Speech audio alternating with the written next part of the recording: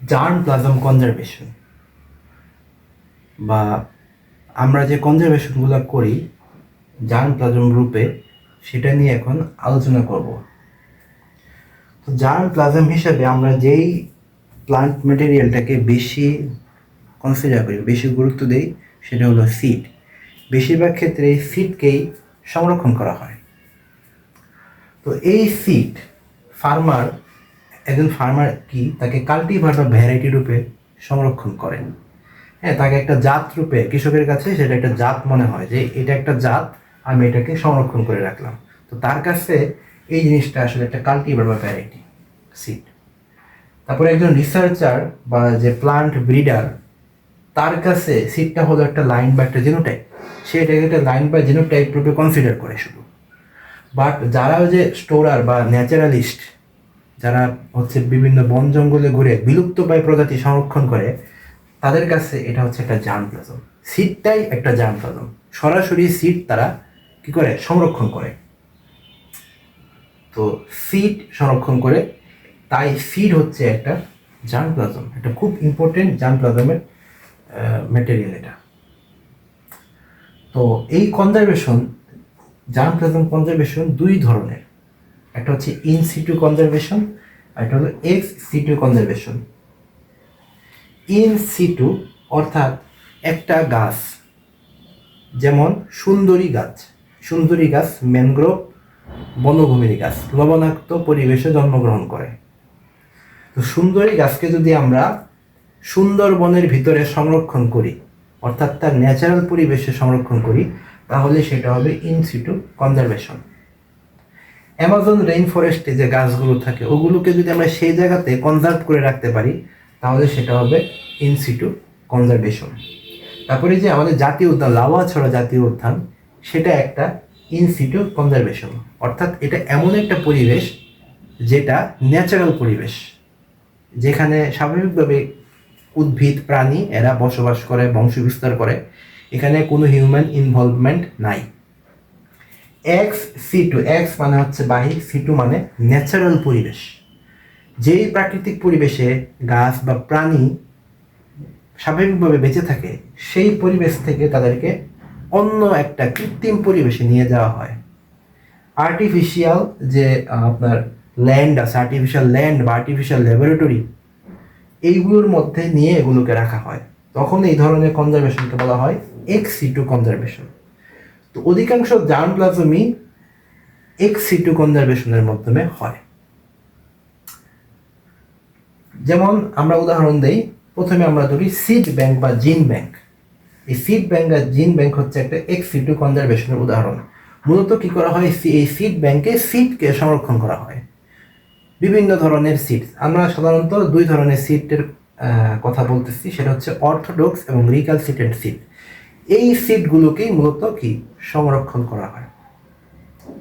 তো orthodox seed যেগুলো আছে, এগুলো শুষ্কতা বা ঠান্ডা পরিবেশ এটা সহ্য করতে পারে, আর ড্রাইনেস কোল্ডনেস টলারেট করতে পারে। তো এই ধরনের সিডকে মিনিমাম 5% ময়েশ্চারের মধ্যে সংরক্ষণ করা হয়। যেমন ধান বা গমের বীজ, এগুলো অর্থোডক্স সিড রূপে সিড ব্যাংকের মধ্যে সংরক্ষণ করা হয়। আরেকটা হলো রিক্যালসিট্রেন্ট সিড। এই রিক্যালসিট্রেন্ট সিডগুলো সাধারণত শুষ্কতা সহ্য করতে পারে না। শুষ্ক পরিবেশ থাকলে এই সিডগুলো নষ্ট হয়ে যায়। তো এই জন্য এই সিডের ক্ষেত্রে ময়েশ্চার একটু বাড়ায় রাখতে হয়। যেমন কাঁঠাল বা নারিকেলের যে বীজ, এগুলো শুষ্কতা সহ্য করতে পারে না। তো এদের ক্ষেত্রে আমরা 12 থেকে 30% আর্দ্রতা বজায় রাখি। এটা হলো সিড ব্যাংক। সিড ব্যাংক একটা এক্স সিটু কনজারভেশনের উদাহরণ। তারপর আরেকটা হলো ফিল্ড জিন ব্যাংক। ফিল্ড জিন ব্যাংক এমন একটা পরিবেশ যে কিছু কিছু গাছ আছে যেগুলা বীজই তৈরি করে না, বা বীজের মাধ্যমে এদের বংশ বিস্তার করা খুবই ডিফিকাল্ট। এই ধরনের প্লান্টগুলোকে একটা নির্দিষ্ট জমিতে বা একটা নির্দিষ্ট ল্যান্ডের ভিতরে বিভিন্ন সংরক্ষণ প্রসেসের মাধ্যমে, বিভিন্ন প্রসেসিংয়ের মাধ্যমে, অর্থাৎ একটা এমন পরিবেশ তৈরি করা হয় যেন এই গাছটা এখানে দীর্ঘদিন জীবিত থাকে। ওইভাবে ওই গাছটাকে তার যে পরিবেশ আছে, যে পরিবেশে সে প্রায় বিলুপ্ত হয়ে গেছিল, ওই পরিবেশ থেকে আনা হয়। এনে তাকে একটা ভালো পরিবেশে খুব যত্নের মাধ্যমে 24 ঘন্টা টেক কেয়ারের মাধ্যমে তাকে সংরক্ষণ করা হয়, এবং ওই জায়গাটাকে বলা হয় ফিল্ড জিন ব্যাংক। এরপর আরেকটা এক্সিটু কনজারভেশন উদাহরণ হচ্ছে বোটানিক্যাল গার্ডেন।